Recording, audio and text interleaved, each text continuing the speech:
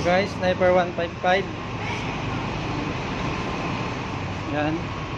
Bali, ito yung naging tama. Ayan. Connecting rod. Ayan. Ayaw nating umikot to. Kalak na. Dito.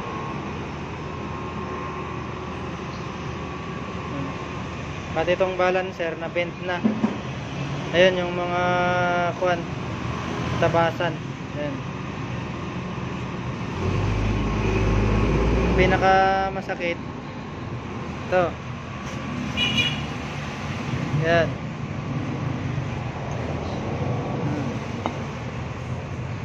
Tingnan mo kung paano na bitak yan.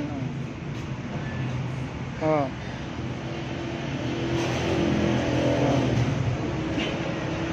Ayan o.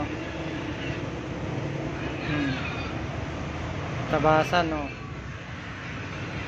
Ang dami pang tama. Ayan. Naputol. Ito, ang dami ng tinamaan. Ayan.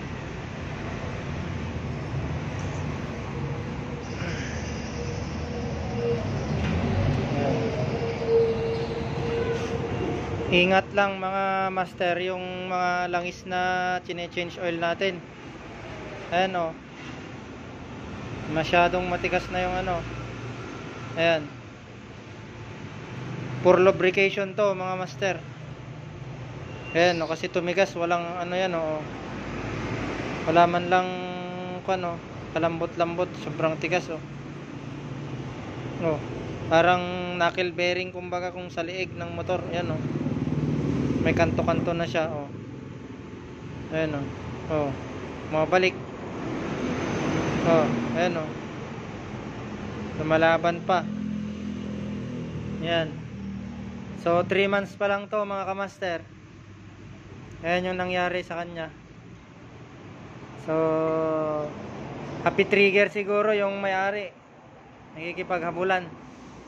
Ayan, Sniper 155. Ayan. Ayan o. Keyless. May busi-busina pa. Tapos naka MDL pa. Ayan. Pero makina naman ang sira. Wala din lang mga master.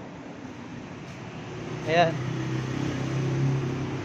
Mas masakit pa sa iniwan mga master. Ayan. O. Bagong bago. Oh. Putol. Yan. So mas ano tong mga 155 kaysa sa 150 na sniper. Mas sensitive tong mga 155. Ayan.